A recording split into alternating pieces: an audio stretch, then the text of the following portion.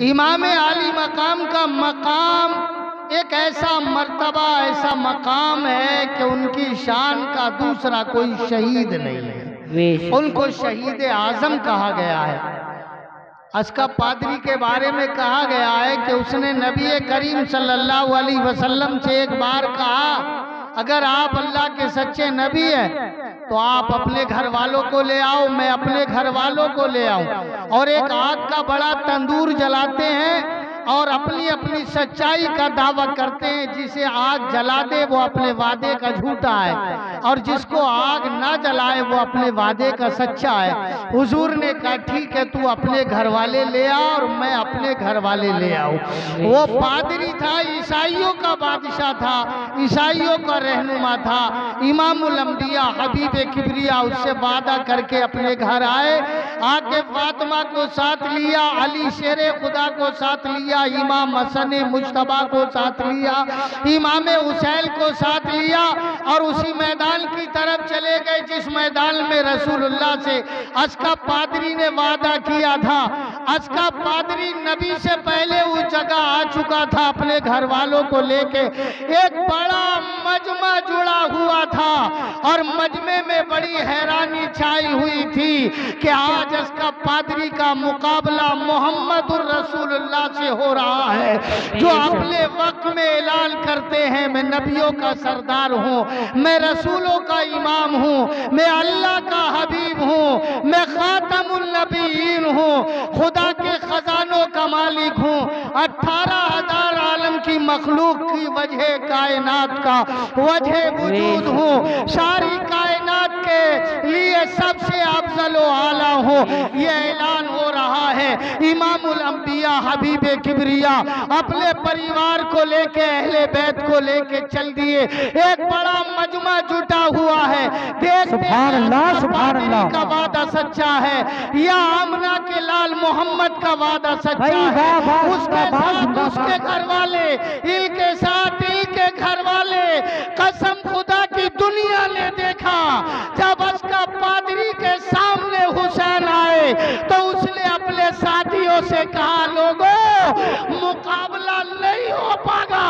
پوچھا کیوں نہیں ہوگا؟ کہا میں توریت کا عالم ہوں، ایک طرف توریت دیکھ رہا ہوں، ایک طرف امام حسین کا چہرہ دیکھ رہا ہوں۔ کہتا ہے توریت اتنی مزیدار نہیں ہے جتنا چمکدار حسین کا چہرہ ہے۔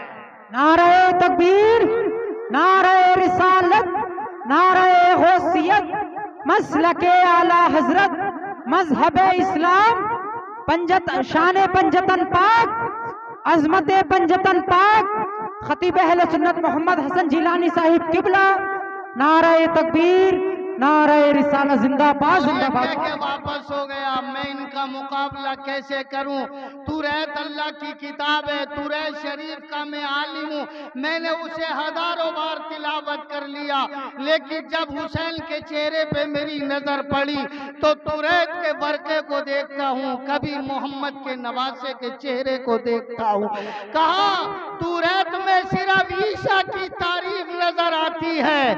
انجیل میں عیسیٰ کی تعریف نظر آتی ہے، توریت میں موسیٰ کی تعریف نظر آتی ہے، اور محمد عربی کے نواسے امام حسین کے چہرے میں 1,24,000 نبیوں کی تصویر نظر آتی ہے۔ کہا ان کا مقابلہ نہیں ہو سکے گا، اور یہ کہہ کے پیچھے ہٹا، رسول اللہ کے ہاتھ میں ہاتھ دے کر کہا تم سچے ہو، تمہارا دین سچا ہے، تمہارا وعدہ سچا ہے، جس رب کی تم تعریف کرتے ہو اس رب کی میں بھی تعریف کرتا ہوں۔ سچ یہ ہے کہ محمد الرسول اللہ، آپ اپنے گھر والوں کو واپس لے جائیے، آپ کامیاب ہیں اور میں ناکام آدمی ہوں۔ دنیا نے پڑھا ہے، لکھا ہے، جانا ہے، اس راز سے واقف ہیں زمانے والے، اور زندہ ہیں آج بھی محمد کے، کھل کے بولو، اس راز سے واقف ہیں زمانے والے، اور زندہ ہیں آج بھی محمد کے گھرانے والے۔ مٹ گئے، مٹتے ہیں، مٹ جائیں گے، آدھا تیرے حسین تیرا نام مٹانے والے. تاریخ بتاتی ہے وہ حسین جسے رسول خدا کی تصویر کہا جاتا ہے، وہ حسین جسے صدیق اکبر کی صداقت کا پیکر کہا جاتا ہے، وہ حسین جسے فاروق اعظم اشداء علی الکفار کی شمشیر برہنہ کہا جاتا ہے، وہ حسین جسے رحم و کرم میں ذوالنورین عثمان غنی کا مظہر عتم کہا جاتا ہے، وہ حسین جسے ذوالفقار ید اللہ کے نام سے یاد کیا جاتا ہے، وہ حسین جسے دوش رسول کا راکب اور خاتون جنت کا لخت جگر کہا جاتا ہے. تاریخ کہتی ہے وہ حسین جسے قرآن کی تفسیر اور خدا کا مسافر کہا جاتا ہے، وہ حسین جسے علی کا جگر پارا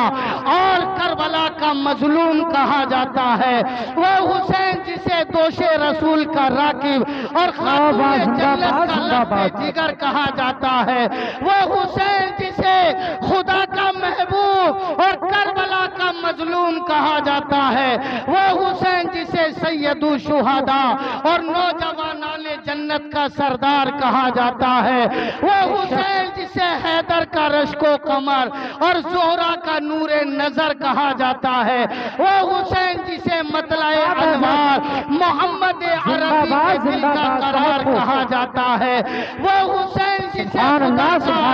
شاہکار شہیدان محبت کے قافلے کا سالار کہا جاتا ہے، وہ حسین جس نے اپنے خون کے انوار و تجلیات سے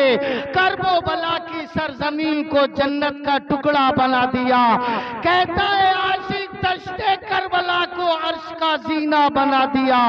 جنگل کو مصطفیٰ کا مدینہ بنا دیا، دشت کربلا کو عرش کا زینہ بنا دیا، جنگل کو مصطفیٰ کا مدینہ بنا دیا،